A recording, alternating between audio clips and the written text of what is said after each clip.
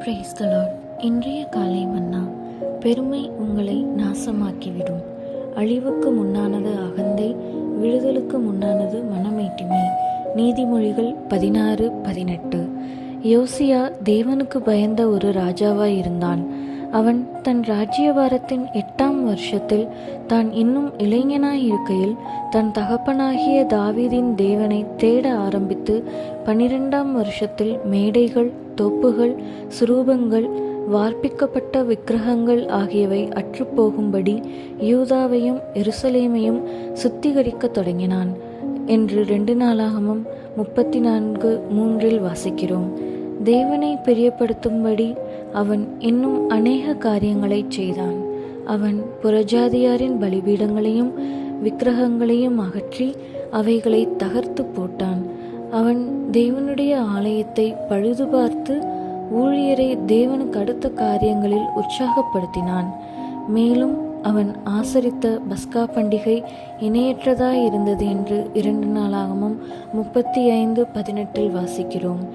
யோசியாவை குறித்து சொல்வதற்கு இன்னும் அநேக நல்ல காரியங்கள் உள்ளன. உண்மையில் யோசியா பிறப்பதற்கு வெகு காலத்துக்கு முன்னரே தேவ மகிமைக்கென்று அவன் செய்யப்போகும் பெரிய காரியங்களை குறித்து தேவனுடைய தீர்க்கதரிசி ஒருவன் தீர்க்க தரிசனம் உரைத்தான். இருப்பினும் அத்தகைய பரிசுத்தவானாகிய ராஜா பெருமையுள்ளவனானான்.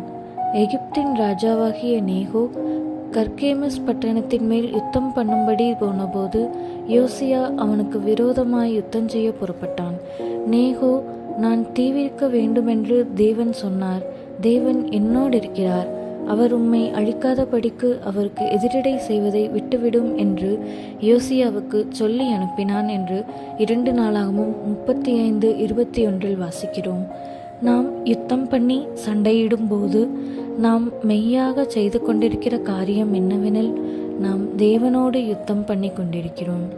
தேவனுடைய வழிநடத்துதலின்படியே தான் யுத்தத்திற்கு செல்வதாக எகிப்தின் ராஜா தெளிவாக கூறிய போதிலும் யோசியாவின் பெருமையும் அகங்காரமுமான ஆவியை அது தடுத்து நிறுத்துவதாயிருக்கவில்லை.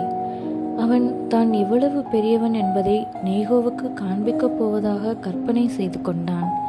வில்வீரர் யோசியா ராஜாவின் மேல் அம்பெய்தார்கள். அப்பொழுது அவன் ஊழியக்காரர் அவனை எருசலேமுக்கு கொண்டு வந்தார்கள். அவன் மரணம் அடைந்தான் என்று 23-24 வசனங்களில் நாம் வாசிக்கிறோம். நாம் நம்முடைய முழு இருதயத்தோடும் நம்முடைய தேவனிடமாக திரும்பி பெருமையென்று அழைக்கப்படும் இந்த அசுத்த ஆவி நம்முடைய ஜீவியத்தில் மறைந்திருக்கிறதா என்று நம்மை நாமே ஆராய்ந்து பார்ப்போமாக.